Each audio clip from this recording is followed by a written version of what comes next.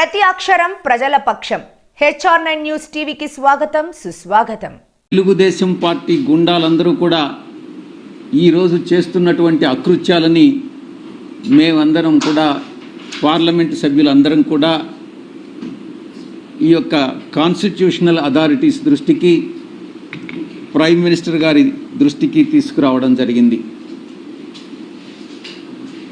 ఆంధ్ర రాష్ట్రంలో ప్రజాస్వామ్యం అన్నటువంటిది ప్రమాదంలో పడింది అన్నటువంటి విషయం ఈరోజు ప్రజలందరూ కూడా గుర్తిస్తూ ఉన్నారు. వారం రోజులుగా తెలుగుదేశం పార్టీ చేస్తున్నటువంటి దాడులు, అత్యంత భయానకమైనటువంటి పరిస్థితులు ఆంధ్ర రాష్ట్రంలో నెలకొన్నటువంటి సంగతి ప్రతి ఒక్కరికి కూడా తెలుసు. కానీ దానికి పూర్తి భిన్నంగా వైఎస్ఆర్ కాంగ్రెస్ పార్టీ పైన, కార్యకర్తలపైన, నాయకులపైన చేస్తున్నటువంటి దాడుల్ని దాన్ని తిరిగి మేమేదో వాళ్లపైన దాడులు చేస్తున్నామన్నటువంటి విధంగా చిత్రీకరిస్తున్నటువంటి ఘనత ఒక్క చంద్రబాబు నాయుడికే దక్కుతుంది. ఈ రకంగా వక్రీకరించేటటువంటి బుద్ధి ఒక్క చంద్రబాబు నాయుడికి, ఆయన పార్టీ నాయకులకు మాత్రమే ఉందన్నటువంటి విషయం అందరూ కూడా గమనిస్తూ ఉన్నారు.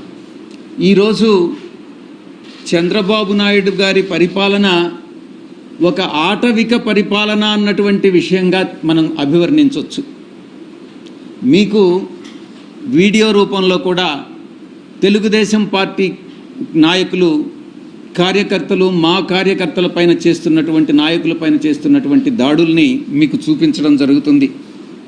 చట్టం లేదు, స్వేచ్ఛ లేదు, న్యాయం లేదు, అన్యాయమే రాజ్యమేలుతుంది.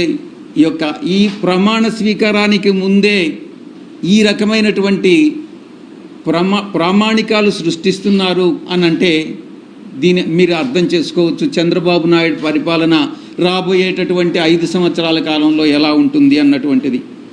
కనీసం ఫిర్యాదు చేస్తామన్నా కూడా, దాడి చేయించుకొని దాడి జరిగిన తరువాత గాయాలకి గురై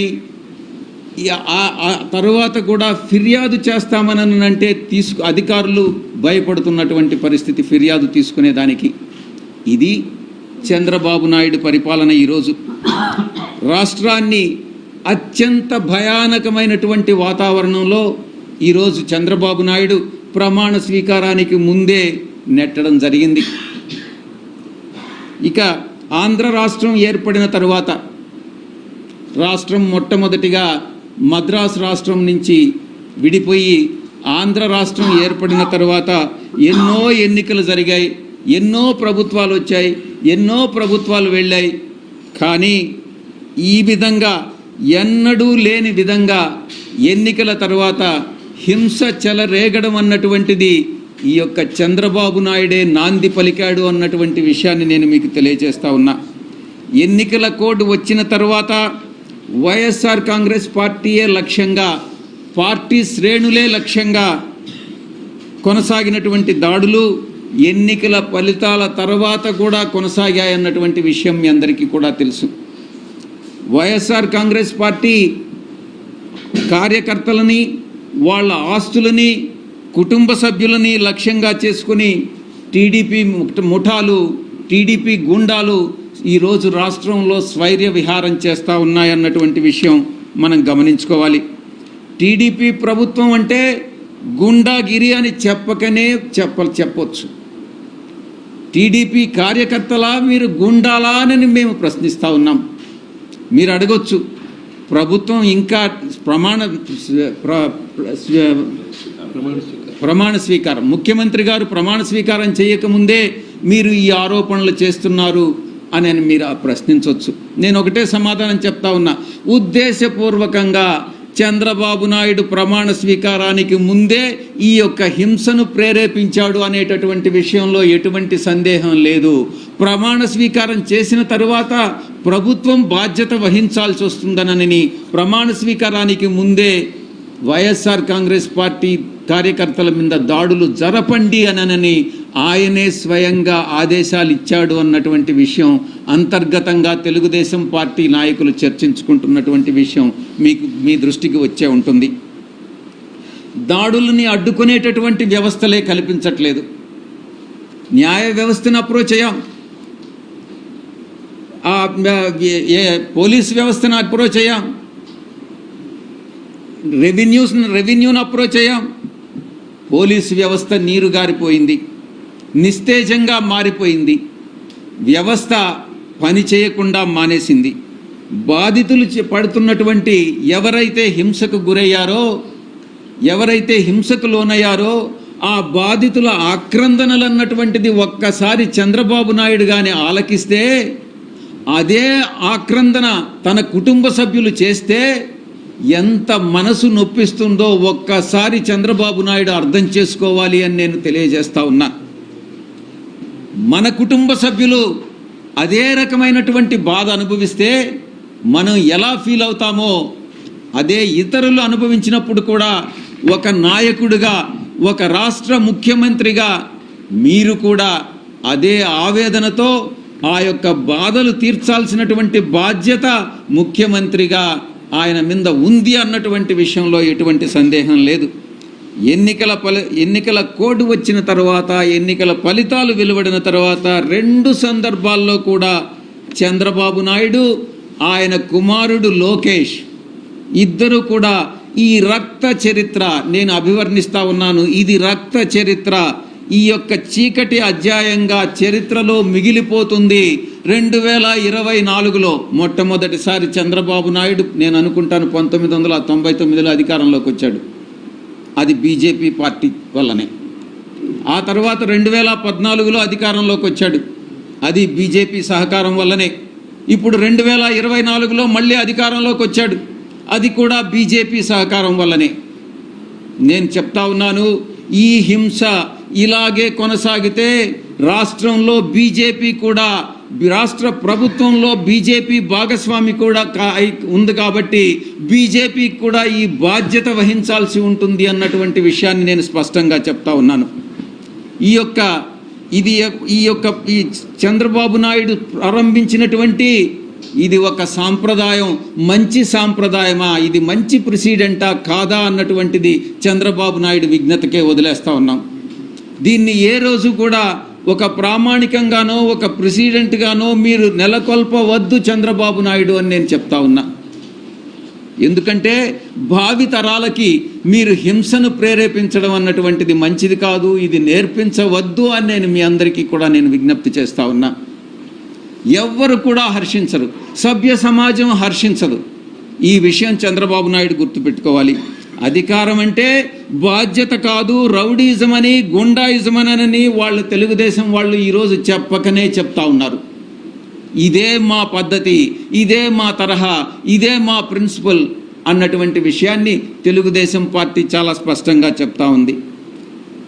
నోరు ఎత్తేటటువంటి బడుగు బలహీన వర్గాలు, నిరుపేదలు, వాళ్ళందరూ మధ్యతరగతి వర్గాలపైన తెలుగుదేశం పార్టీ చూపిస్తున్నటువంటి దందాలు కానీ, ఆ యొక్క జులాయితనం కానీ ప్రదర్శించడం చూస్తే సభ్య సమాజం తలవంచుకునేటటువంటి పరిస్థితి ఈరోజు ఆంధ్ర రాష్ట్రంలో.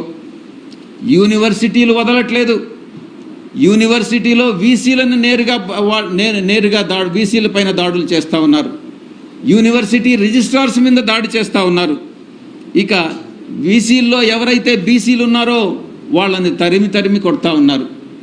ఇది తెలుగుదేశం పార్టీ యొక్క పరిపాలనా విధానం. తమకు ఎవరైతే పడదో, తమకి ఎవరైతే వ్యతిరేకులో వాళ్ళని వెతికి పట్టుకొని దాడులు చేసి అమానీయమైనటువంటి ఆ సంఘటనలన్నింటినీ కూడా షూట్ చేసి, వీడియో రూపంలో షూట్ చేసి దాన్ని సోషల్ మీడియాలో పెడుతున్నటువంటి పరిస్థితి ఈరోజు నెలకొని ఉంది అన్నటువంటి విషయం మీ అందరికీ కూడా తెలుసు. ఆంధ్రప్రదేశ్ రాష్ట్రాన్ని, బంగారు లాంటి ఆంధ్రప్రదేశ్ రాష్ట్రాన్ని ఏ రకంగా తగలబెడుతుంది ఈ తెలుగుదేశం పార్టీ అన్నటువంటి విషయాన్ని ఒక్కసారి కానీ తలుచుకుంటేనే కళ్ళ నీళ్ళు వస్తూ ఉన్నాయి. ఇది ఈరోజు ఉన్నటువంటి రాష్ట్రంలో పరిస్థితి. మంగళగిరిలో వేరే చెప్పాల్సినటువంటి అవసరం లేదు. లోకేష్ మనుషులు సోషల్ మీడియా కార్యకర్త, మా సోషల్ మీడియా కార్యకర్త రాజ్ కుమార్ పట్ల ఎంత అవమానకరంగా అమానుషంగా ప్రవర్తించారో, ఏకంగా ఎలా దాడి చేశారన్నటువంటి విషయం మనం వీడియోలో అందరం కూడా సోషల్ మీడియాలో చూసాం. ఇలాంటి ఘటనలు రాష్ట్రానికే కాదు మొత్తం దేశానికే అవమానకరం. ఈ దేశంలో ఆంధ్రప్రదేశ్ రాష్ట్రంలో ఇలాంటి సంఘటనలు జరుగుతున్నాయి అని అంటే అది కేంద్ర ప్రభుత్వం కూడా తల ఉంచుకోవాల్సినటువంటి పరిస్థితి. ఒక్క రాష్ట్రం మాత్రమే కాదు, దేశమే తల ఉంచుకోవాల్సినటువంటి పరిస్థితి. ఇలాంటి దారుణాలకు పాల్పడుతున్నటువంటి టీడీపీ కూటమిలో బీజేపీ, జనసేన కూడా భాగస్వాములే. ఈ కూటమి ప్రభుత్వం ఇప్పుడు ప్రజల ప్రాణాలని ఏ రకంగా కాపాడుతుంది, ప్రజాస్వామ్యాన్ని ఏ రకంగా కాపాడుతుంది, రాష్ట్రంలో లా అండ్ ఆర్డర్ని ఎలా తెస్తుంది అన్నటువంటి విషయం ప్రజలందరూ కూడా ఆలోచించాలని నేను విజ్ఞప్తి చేస్తూ ఉన్నాను. చివరికి మీడియాను కూడా అణిచేస్తూ ఉన్నారు మిమ్మల్ని అందరినీ కూడా. మీ అందరికీ కూడా తెలుసు, ఈరోజు TV9ని కానీ లేకుంటే NTVని కానీ సాక్షి టీవీని కానీ కేబుల్ ఆపరేటర్స్ ఏమంటారు MSOs నుంచి తొలగిస్తూ ఉన్నారు. ఎంత అమానుషం, ఎంత అమాననీయం ఒక్కసారి మీ అందరం కూడా అర్థం చేసుకోవాలి. రాష్ట్రం మొత్తం కూడా ప్రజాస్వామ్యమే కూని అయిపోయిందా అన్నటువంటి ఒక భావన మన అందరిలో కూడా కలుగుతూ ఉంది. రాజ్యాంగం ఒక్క మాటలో చెప్పాలంటే రాజ్యాంగం కుప్పకూలిపోయింది అన్నటువంటి విషయాన్ని చాలా స్పష్టంగా చెప్పవచ్చు. వారం రోజులుగా జరుగుతున్నటువంటి గత వారం 10 రోజులుగా జరుగుతున్నటువంటి ఈ యొక్క హింసాత్మక ఘటనలో కొన్ని ఘటనల్ని అది మీ ముందుకు తీసుకురావాలని వీడియో రూపంలో కూడా మేము మీ అందరికీ కూడా చూపించడం జరుగుతుంది. ప్రకాశం జిల్లాలో కానీ పొన్నలూరు గ్రామంలో అలా కొన్ని చాలా విషయాలు 11 నుంచి ఇంచుమించుగా ఈ ఘటనలన్నీ చెప్పాలంటే ఒక అరగంట పడుతుంది. కాబట్టి ఇంచుమించు 27 సంఘటనలు ఈ దీంట్లో లిస్ట్ చేయడం జరిగింది. వీటినన్నిటినీ కూడా ప్రధానమంత్రి గారికి, ఇది ప్రెసిడెంట్ ఆఫ్ ఇండియా గారికి మొట్టమొదటి లెటర్, ప్రెసిడెంట్ ఆఫ్ ఇండియా గారికి రెండవ లెటర్. ఈరోజే ఘటనలు మాకు తెలిసే కొంది మళ్ళీ కూడా మేము ఫైల్ చేయడం జరుగుతుంది. ఇది ప్రైమ్ మినిస్టర్ గారికి, ప్రధానమంత్రి గారికి, అదేవిధంగా నేషనల్ హ్యూమన్ రైట్స్ కమిషన్కి, అందరి దృష్టికి కూడా ఈ సంఘటనలన్నింటినీ కూడా వారి దృష్టికి తీసుకురావడం జరిగింది. ఈ కాపీస్ అన్నీ కూడా మీకు కూడా మీడియాకి కూడా మేము పంచుకుంటామన్నటువంటి విషయం మీ అందరికీ కూడా తెలియజేస్తూ, ఇప్పుడు మా యొక్క లోక్సభ ఫ్లోర్ లీడర్ మిథున్ రెడ్డి గారు మీడియాను ఉద్దేశించి మాట్లాడారు. అందరికి కూడా నమస్కారము. రాజకీయాల్లో గెలుపోవటములు సహజము, కానీ గత కొన్ని రోజులుగా జరుగుతున్న హింసాత్మక ఘటనలు చాలా బాధాకరము. రాజకీయాలు ఎలక్షన్ల వరకే ఉండాలి, కానీ దాని తర్వాత కూడా ఈరోజు చాలామంది కార్యకర్తల్ని దౌర్జన్యంగా గాయపరచడము, అదేవిధంగా ఇల్లులు కూల్చేయడము, జేసీబీలు పెట్టి వాళ్ళ వ్యాపారాల్లో దెబ్బతీయడము, అదేవిధంగా చాలామంది పైన ఈరోజు దాడులు జరిగిన పరిస్థితి అందరూ కూడా చూస్తూ ఉన్నాము. ఇవన్నీ కూడా ఒక మంచి ప్రెసిడెంట్ కాదు, అధికారం ఇప్పుడు కూడా శాశ్వతం కాదు. ఎన్నో పార్టీలు ఎంతోమంది అధికారంలోకి వచ్చారు, పోయారు. కానీ ఈ విధంగా కార్యకర్తల పైన దాడులు చేయడము, ఇల్లులు కొట్టడం, ఇవన్నీ కూడా కొత్త పద్ధతి. ఎప్పుడు కూడా ఈ విధంగా రాష్ట్రంలో జరగలేదని చెప్పి కూడా మేము తెలియజేస్తా ఉన్నాము. ప్రజలు మ్యాండేట్ ఇచ్చారు మీకు. మీరు ఏవైతే ప్రామిస్ చేశారో, మీరు ఏవైతే మంచి పనులు చేస్తారో అవన్నీ కూడా చేయండి. ఒక విషయం గుర్తుపెట్టుకోండి, 40% పబ్లిక్ ఈరోజు ఓటమి చెందినా కూడా వైఎస్ఆర్సీపీకి ఓటేశారు. కేవలం ఆ 60% ఏదైతే మీకు 57 56 ఏదో వచ్చిందో వాళ్ళకే ప్రభుత్వం కాదు, మొత్తం ఆంధ్ర రాష్ట్ర ప్రజలందరికీ కూడా ప్రభుత్వం బాధ్యత తీసుకోవాలని చెప్పి కూడా నేను కోరుతా ఉన్నాను. ఇలాంటి ఘటనల అన్నింటి కూడా ఇమ్మీడియట్గా లా అండ్ ఆర్డర్ అన్నీ కూడా చక్కదిద్ది ఇలాంటి ఘటనలు జరగకుండా తగిన చర్యలు తీసుకోవాలని చెప్పి కూడా మేము కోరుతాము. అదేవిధంగా ఈరోజు పార్లమెంటరీ పార్టీ మీటింగ్ పెట్టుకొని ఇవన్నీ కూడా అందరికీ పెద్దలందరికీ కూడా, ప్రెసిడెంట్ గారికి, ప్రధానమంత్రి గారికి, హ్యూమన్ రైట్స్కి, వాళ్ళందరికీ కూడా ఈ ఇష్యూస్ ఏవైతే ఈ ఘటనలు జరిగినాయో ఇవన్నీ కూడా వాళ్ళ దృష్టికి తీసుకుపోతామని చెప్పి కూడా నేను తెలియజేస్తాను.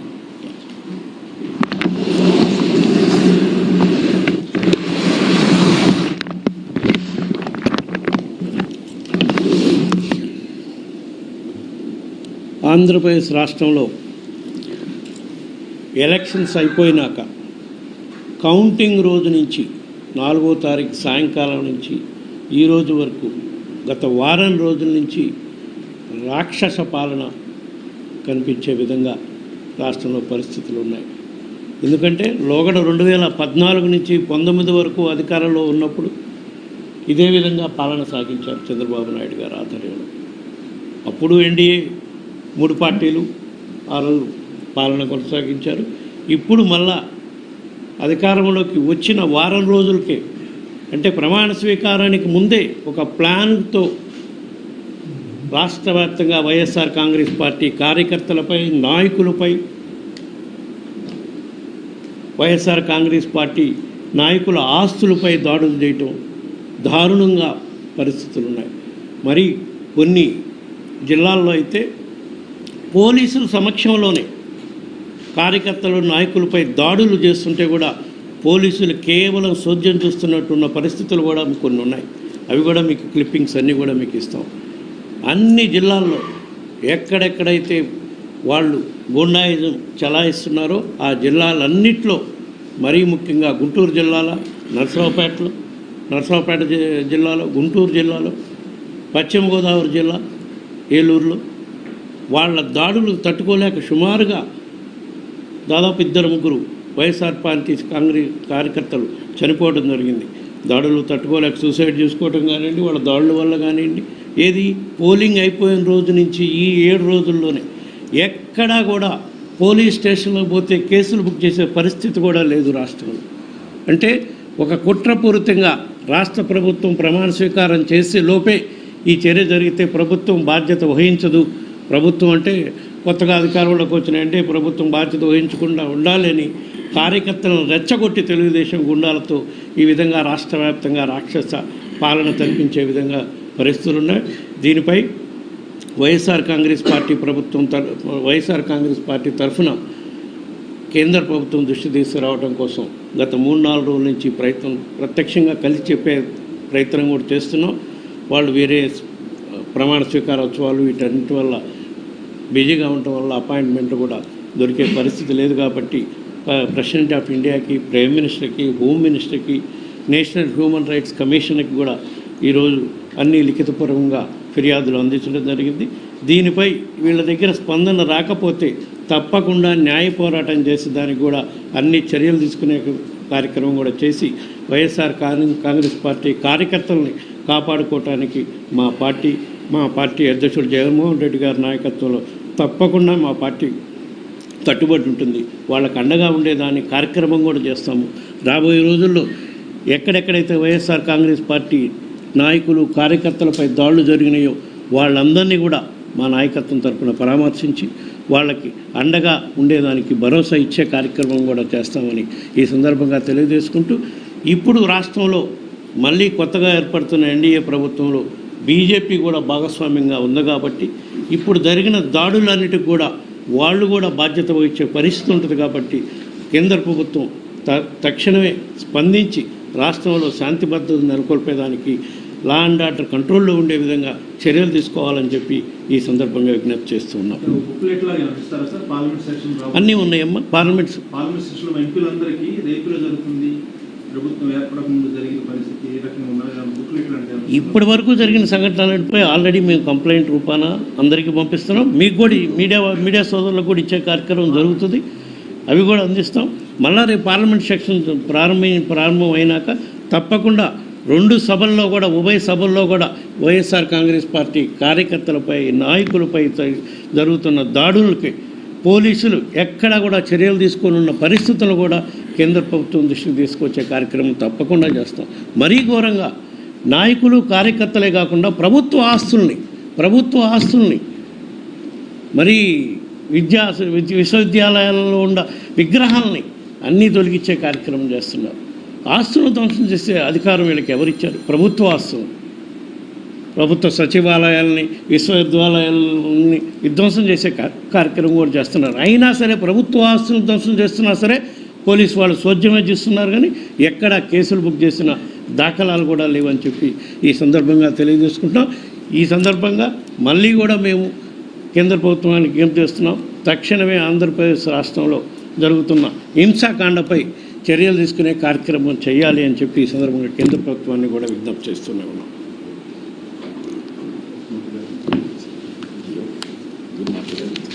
బాబు గారు మాట్లాడండి.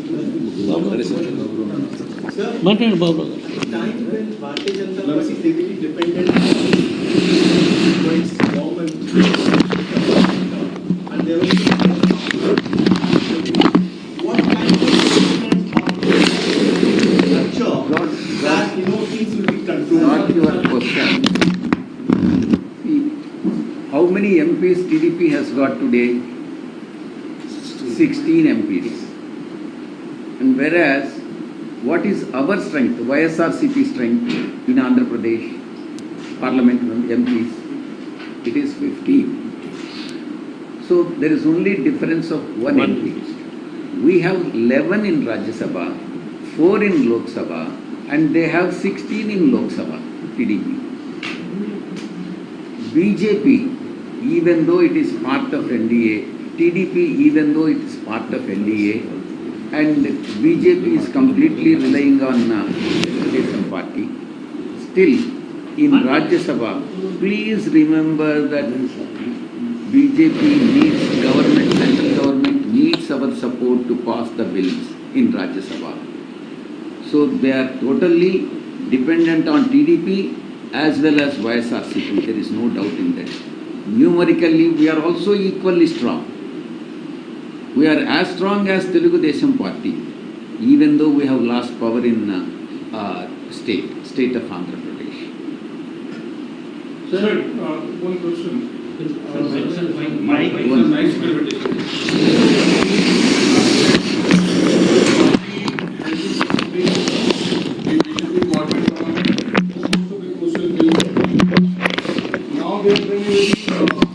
I will. Yes, got the point. See, the policy of the party, YSR Congress Party, is to support the central government only when the interest of the country and interest of the state are involved. Wherever the state, whenever and wherever the state is going to be benefited, and wherever it is in the interest of the country, any bill or any issue is to be supported, and issue-based support would be extended to the central government for the smooth governance. Don't consider this as a support to the BJP or any other political party. It is a YSRCP is a patriotic party, and we have interest in state and interest in the country, and interest of the country is to be protected, and also interest of the state Visavi. Will you continue supporting the BJP? You are asking the same question in a different manner. I have answered his question. It is only a question slightly I'll ask you in different manner this question only. Would you be more comfortable with India Alliance or NDA Alliance? See, it is only the interest of the state and interest of the country. It is not the BJP or Congress Party or India or NDA. What we want is, we need to protect it is obligatory on the part of YSRCP, and there is a constitutional obligation on the part of YSRCP as a political party to protect the interest of the state and also interest of the country and interest of the people of this country and people of the state. Therefore, any issue which has got a bearing on the interest of the people of the country or interest of the people of the state would be supported by YSR Congress So Party. one broader question. How do you see the Lok Sabha voting in which we have seen the NDA tally going down and the India tally going up? So how do you reflect on that? See, it's a people's verdict. You have to accept. all political parties have to accept the verdict of the people. So people have given so many numbers to BJP and so many numbers to Congress party, NDA or India Alliance, INDA. I don't call it as India, but INDA Alliance party. But have you contemplated on the reason why you lost so heavily? We are reviewing.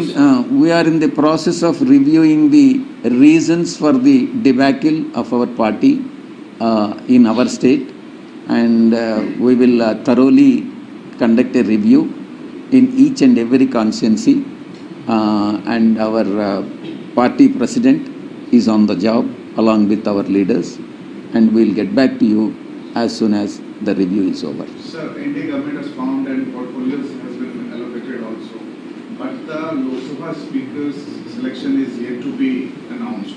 What's your thoughts that TDP should come forward for the speakers? I know you are different party, but the speaker's selection is most important. What's your thought why are See what role we have. The NDA has got total majority. Speaker will be elected by simple majority. So whether we will not have any say in this regard.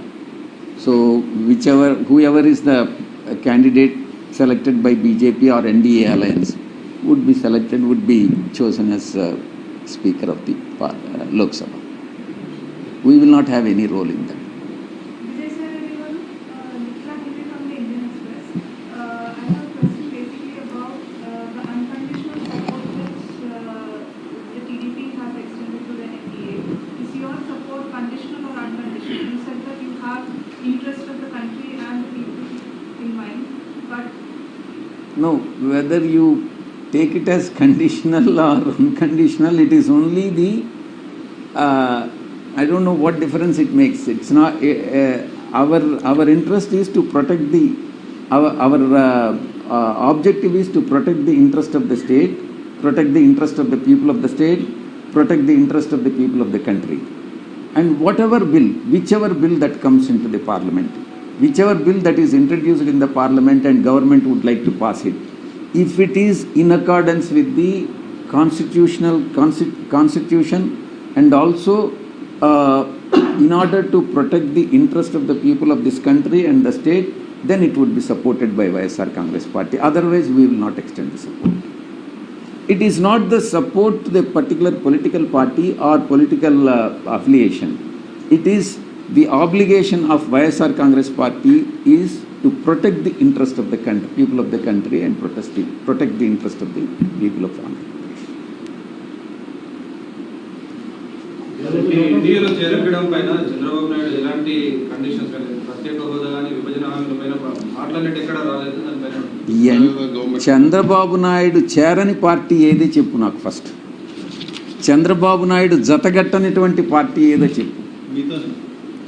ఒక్క వైఎస్ఆర్ కాంగ్రెస్ పార్టీతోనే జతగట్ల, ప్రతి రాజకీయ పార్టీతో. అది గతంలో Congress party, గతంలో NDA బీజేపీతోనూ, గతంలో communist పార్టీలతోనూ, గతంలో టీఆర్ఎస్తోనూ, ప్రతి రాజకీయ పార్టీతో జతగట్టినటువంటి మహానాయకుడు చంద్రబాబు నాయుడు. బహుశా దేశంలో మరే ఇతర నాయకుడు కూడా ఇన్నిసార్లు జతగట్టడం అన్నటువంటిది చేయలేదేమో. There was a lot of political violence during the elections, and the Election Commission had also taken a strong of violent incidents in the state. The BJP was also called. So many violence has reported during the election. Even after the election. Even that's what we have been telling.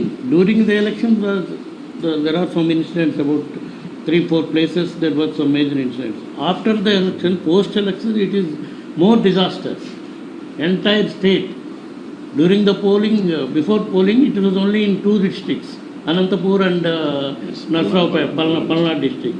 Now in all the districts, it is government-sponsored violence now. That is the reason we are all here, to bring to the notice of President of India and Prime Minister and Home Minister.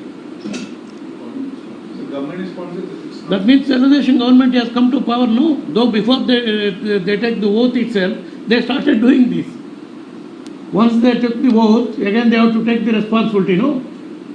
That is the reason before taking the oath itself, they have encouraged their cadre to do this type of activities. What have you mentioned in the letter to the president? That's what all We'll incident give took place. We'll give you. Wherever our party workers have been suffered due to violence, and some of the cases they have lost their lives also in 3-4 incidents. Sir, All those incidents you have you are mentioned. saying that government sponsored, No, but government has not formed. government has not So formed. ruling parties. Ruling party, Telugudesham party, cleverly doing this before taking the vote, so that they cannot be blamed no directly because they didn't took the charge. To give that impression, they are doing this. They have encouraged their cadre to do like this. కేంద్ర ప్రభుత్వాన్ని జోక్యం చేసుకోవాలనుకుంటున్నారు. తప్పకుండా, because కేంద్ర ప్రభుత్వంలో ఉండేది BJP, అక్కడ కూడా NDA, Telugu Desam, BJP and Janasena, 3 parties are they aligned there. If they are not taking action, that blame will come on them also. As a border about it. Pardon? Blame will come on them. They are not bothered about it. That's what we are bringing to their notice through you, and directly also lodges complaint to them. They are available here. We thought of meeting them also. Unfortunately, they are all busy with oath-taking ceremonies and other functions. So if some of the crucial items from BJP's agenda this time has been like one nation, one election, UCC. So where does the party stand on these 2 issues? See, our party president has made it very clear in many of the during the election campaigning. Our party stand as to UCC. So we will adhere to the stand that has been taken by our party president. It has been amply made clear. So there is nothing new in that. Of course, you have been doing that from last 10 years. No? From 2014 also, you have been, though you are not in power, when you are in opposition also, you are extending our support only on issue-basis issues. Even during our power 2019 to now 24, you have been extending only on issue-based issues. You have not either aligned to India or either aligned to Congress party or some other party.